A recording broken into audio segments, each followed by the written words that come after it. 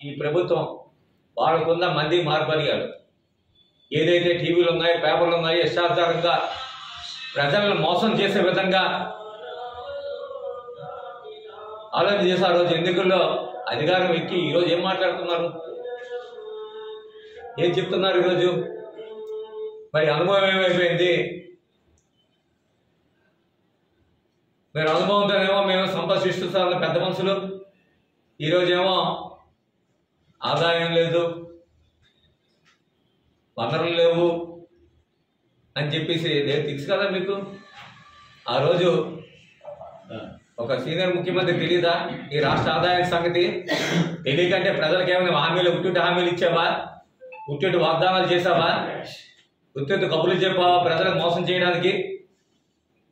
ఈరోజు పరిపాలన చంద్రముఖి పరిపాలన, చంద్రబాబు నాయుడు పరిపాలన అంటేనే చంద్రముఖి పరిపాలన. ఈరోజు ప్రజలందరూ కూడా పుల్నోట్లో తలపెట్టినట్టు అయిపోయిన పరిస్థితి. అడ్డంగా బుక్ అయిపోయారు. ఈ రోజుగా నిర్దేశనలు అయితే ఒక్క సీటు కోసం చంద్రబాబు నాయుడు కంటే 175 సీట్లు ఈరోజు అధికారులు ఇచ్చే పరిస్థితి ఈరోజు ప్రజల్లో ఉంది. ఈరోజు ఎందుకంటే మోసం చేసే నాయకుడు, ఎందుకంటే ఆయన తెలుసు చంద్రబాబు నాయుడు నైజం ఈ రాష్ట్ర ప్రజానికి తెలుసు. కానీ పక్కన చేరిన పార్టీలు ఉన్నాయి కదా, బీజేపీ అండ్ పవన్ కళ్యాణ్ చూసి పవన్ కళ్యాణ్ పెద్ద పోటీగాడు, ఆయన ఉద్ధరిస్తాడు, మాకేదో చేస్తాడని యువతంతా కూడా ఆలోచన చేసుకుని ఈరోజు ఓట్లు వేస్తే పవన్ కళ్యాణ్ ఏం మాట్లాడదు, బీజేపీ ఏం మాట్లాడదు.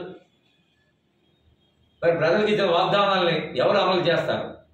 ఎవరు దీనికి జవాబుదారీగా ఉంటారు? ఆలోచన చేయవలసిన పరిస్థితి రోజు వచ్చింది.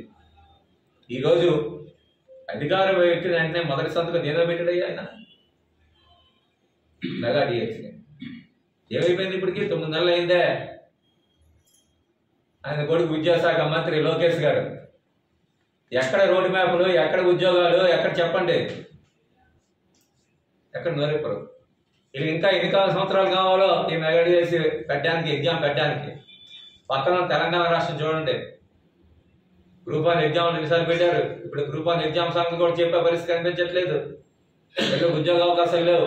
కానీ జగన్మోహన్ రెడ్డికి అధికారం ఎక్కిన వెంటనే 2 లక్షల సచివాలయ ఎంప్లాయీస్ ఉద్యోగం క్రియేట్ చేసి ఇచ్చిన ఘనత జగన్మోహన్ రెడ్డి గారికి.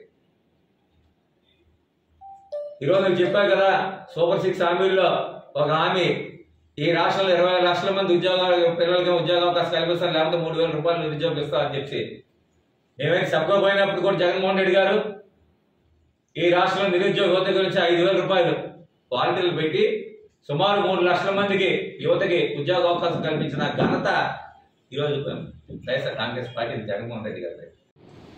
ఈరోజు మేమైతే 5 సంవత్సరాల గడప గడప వెళ్ళాం, 3 సంవత్సరాల గ్రామాల్లో తిరిగాం. దమ్ముంటే ఈ తెలుగుదేశం పార్టీ ఎమ్మెల్యేలని గ్రామాలకు తిరగమనండి, కండువాలు వేసుకుని తిరగమనండి. ప్రజలేమో వాళ్ళకేమో చీపులు చూపెడతారు, ఆడవాళ్ళు, మగవాళ్ళు ఏమో చెప్పులు చూపెడతారు. ఈరోజు మీరు చేసే దౌర్భాగ్య పనికి, మీరు చేసే మోసానికి ఈరోజేమో ప్రజలు తిరగబడే పరిస్థితి గ్రామాల్లో ఉంది.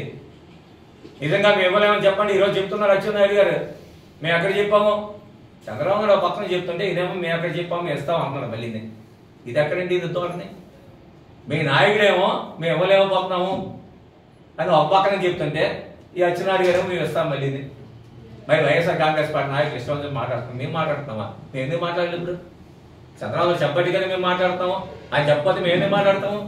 నేను ఇస్తామంటే మేము మాట్లాడాం కదా, నేను ఉన్నంటే అక్కడే కదా మేము మాట్లాడుతున్నాం. ఈరోజు దానికి సమాధానం చెప్పాయా? నేను నాయకుని అడిగా, మమ్మల్ని అడిగితే మేమే చెప్తాము. చేత అయితే అచ్చెన్నాయుడిని చంద్రబాబు నిన్న తీయమనండి, అది చేత కాదు అచ్చెన్నాయుడికి. పొడవ పెరిగాడు కానీ అదే పెరిగాడు కానీ అది చేత కాదు అచ్చెన్నాయుడు గారికి. ఆ నాయకుని తీసి అడుగు ముందు.